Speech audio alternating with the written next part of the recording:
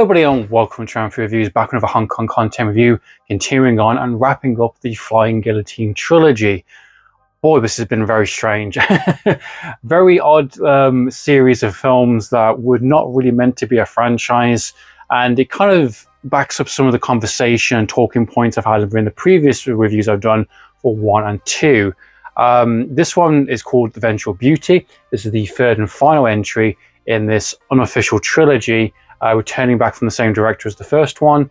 Whether he knew he was making a Flying Guillotine movie is yet to be determined, but a very odd movie to say the least. Released in 1978, a couple of years after the second film, having practically none of the main characters from the first two movies return, and almost acts like a sort of middle entry, I guess, in between the first two. So I'd say in chronological order wise, I guess, is 1, Vengeful Beauty, then Flying Guillotine Part 2, being the fact the Emperor and the Resistance do storm the gate and basically take out the Emperor once and for all and put an end to his kind of Flying Guillotine kind of schemes. Kind of is a more of a chronological order wise. This acts more like a middle entry, basically having the first 10 minutes or so reusing a lot of the same footage from the first movie and changing the context. It does seem to work. They're basically using the first initial kills that were done by the kind of Flying Guillotine kind of hit squad and putting kind of additional scenes before and after the material that was already on the first film,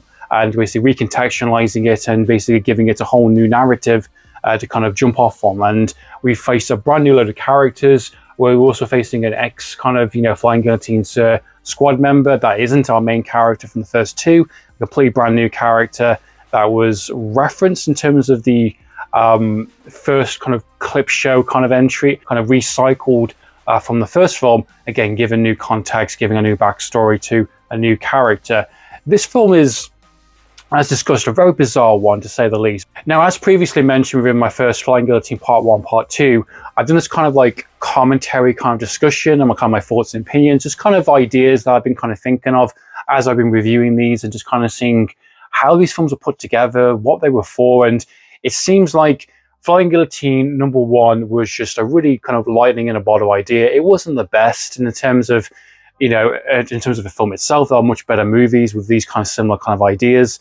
Even the director went off and do Dragon Missile after, and he basically had a really goofy idea of Flying Guillotine, serviceable film, enjoyable for the most part, not that focused in terms of where it wants to go wise, but serviceable, enjoyable, bit of wacky fun with the Flying Guillotine weapons, and had some pretty good characters that I quite enjoyed. So the first film, pretty good success. Part 2 is a production nightmare, but somehow manages to be coherent, have some pretty good Flying Guillotine action and some traditional martial arts involved in it. Continuing on the storyline with the Hun's people being terrorized with a kind of Flying Guillotine hit squad, doubling down some of the lunacy of the Emperor in some of his speeches and his betrayals and just some of the things he does, and having the superior Flying Guillotine just kind of adds a bit of charm factor to it, and surprisingly quite enjoyable despite being an hour and 40-minute film. Again, serviceable, enjoyable, likable characters, very messy in places in terms of way too many characters.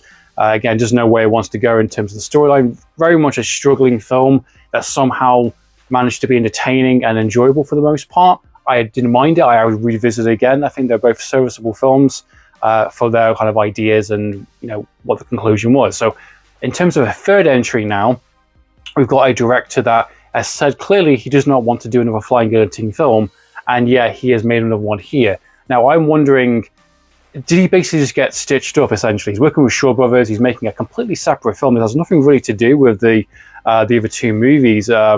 But it seems like it's been, hey, while you're making this film, let's re-engineer it, let's recraft it into an unofficial, official Flying Guillotine entry from the same director, because again, Shaw Brothers, marketing-wise, that is lightning in a bottle. That is gold right there for you in terms of, hey, another entry from the original director. And by reusing recycled clips and kind of, not really having much of the Flying Guillotine in it, kind of almost tricking people, I'm very curious to see what that trailer was and how it was marketed. Even on the poster, it doesn't have any Flying Guillotine-based weapons. If I'm just show you there on the 80 edition, there's a lot more traditional kind of shown kind of fighting with the swordplay So yeah, the flying guillotine isn't really a main feature on the marketing and the poster for this, or even in the film in general. Even when they don't use clip shows or the kind of recycled footage, when there is flying guillotine in terms of the hit squad that does go after these characters, they are used for like a brief moment and disposed of very quickly, and they go to more traditional swordplay, more traditional kind of swordplay, kind of fighting and martial arts. And it's a very odd movie. Why even bother? It's like it almost acts like a weird spin-off film more than an official entry. But regardless of whether you see it as an individual movie or part of this trilogy, it's such a whimper of an ending to go out on in terms of what this franchise is. And to go back to what I was talking about within the first two movies in terms of those reviews, I can now understand why this kind of flying guillotine didn't take off in terms of a multiple series of franchises and movies, why it was only briefly appeared within Burning Paradise or within a Heroic Trio, why it's used sparingly within random other kind of projects within Shaw Brothers or outside of it, and why there hasn't been many movies since then. Because I don't think many people can hack this idea and get it right.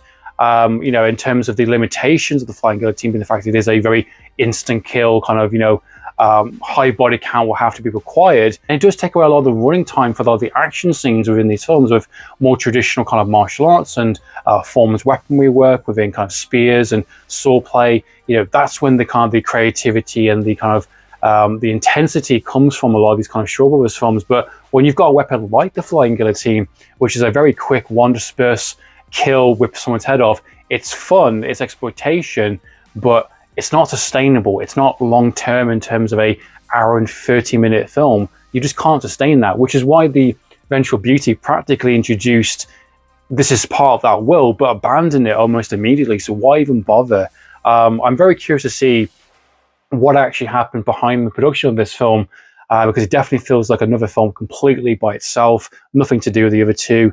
It does surprisingly work as a middle entry, separate characters, it does have a lot of references to the first film in terms of the Emperor doing his thing in the background. He's very much a sparing character at the start of the film, doing his usual kind of evil deeds in terms of go and kill this kind of family and basically anyone who kind of opposes him.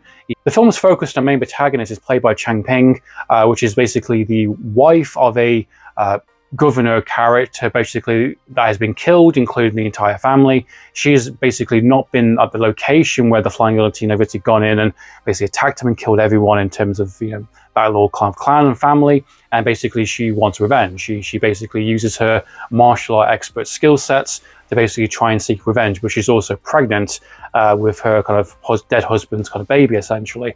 So she's got a lot going on in this film, and she basically goes after the person responsible, fails because of her pregnancy, and basically retreats for the sake of her child. And through these series of actions that do take place, with the Emperor being the Emperor in the film, he's basically kind of tasked, basically one of his subordinates, basically, yeah, you're responsible for finding her, killing her, making an example of her. And so basically he enlists 3 of his kind of own children, 2 brothers and 1 sister, and you get these kind of mini kind of action-based sequences that basically revolve around these kids, essentially these kind of adults that basically, giving a really kind of enticing offer. Basically, if you take this woman out and anyone that's helping her, essentially, you can get my title, you can get my property, and you can become rich, essentially. And all 3 of them have basically a knack at it, and they've all got different styles and different kind of fight scenes that do happen with different set of set pieces. A very traditional, typical kind of Shaw Brothers gimmick that I've seen multiple times within the One-Armed Swordsman, most noticeably from the Magic Blade, very similar idea of the kind of the master of all kind of, assassins and swordblade characters, sending his kind of 5 subordinates that have individual gimmicks and kind of, locations and kind of setups for set piece fight sequences. Some are better than others, some are more realized. And this is kind of the same thing again. All the action in this film, I think for the most part, is okay. It's serviceable. It's not that great. I actually think the fighting and the action-based kind of stuff within part 2 and part 1 is a lot more interesting. Everything within the Vengeful Beauty, I don't think it's fully realized. I don't think it's that well put together, if I'm being honest. There's a lot of interesting staging and good intentions within these kind of sequences, but they just kind of fall flat for me personally. I didn't really find them that interesting or that engaging. Even when the film gets a bit raunchier, surprisingly, with our main character and one of the sister characters, those are the ones that are going after them, having basically a boobs trap, essentially enticing them with their sexuality, is an interesting approach and surprising for a mid-70s kind of Showbiz films, which I wasn't really expecting. I don't really see them a lot within these kind of traditional period movies. Maybe a bit more of the more raunchier side, because we're going into the 80s now, but kind of underwhelming. It's kind of, again, it's a cool idea in terms of these kind of mini kind of action pieces, and each one kind of failing after one or the other. But it's not that interesting, and I've seen it done much, much better within a lot of other Showbiz-based films, and I think the storyline, I think, is fine. Surprisingly, it is the most focused out of the other two movies, in terms of the simple plot of a woman basically wants to escape with her kind of dead husband's baby, and you've got the Emperor and his minions basically going after her. The flying guillotine quote that basically abandons their flying guillotine weapons to do swordplay-based fight sequences, and you've got some alliances and betrayals and some twists and turns that do happen, all leading up to a kind of showdown fight sequence, which is cool within location-wise, but in terms of, you know, excitement, to me this series ends at a whimper more than a bang, which is a real shame for the Flying Guillotine as in terms of this idea and what they really could have done in terms of, you know, really escalating and really kind of doing more with this idea and really going for it. This kind of reminds me of the Lone Wolf and Cub, which basically has the full 80s exploitation, mid-70s exploitation, with the samurai-based fight scenes, the violence, the kind of the nasty nature of that. Plus, it has the cart, it has the kind of the machine guns, kind of the spaghetti western kind of style. And this film alters and changes as its entry goes along, and really kind of steps up to the kind of the plate in terms of more of a traditional samurai-based fight sequences, but also has the gimmicks of the cart and the weaponry and the hidden kind of components. This, I think, could have blended it all well together, and for me it doesn't really do that. So that's been my thoughts and opinions on the Vengeful Beauty. What are your thoughts and opinions, guys? What are your thoughts on the Flying Guillotine trilogy? What would you like to see for a new Flying Guillotine film if they were to ever do one, whether it be in Hong Kong, whether it be maybe Japan will take a crack at it? That would be interesting. What are your thoughts? Please comment down below. So meantime, guys, Amphlett Reviews signing out.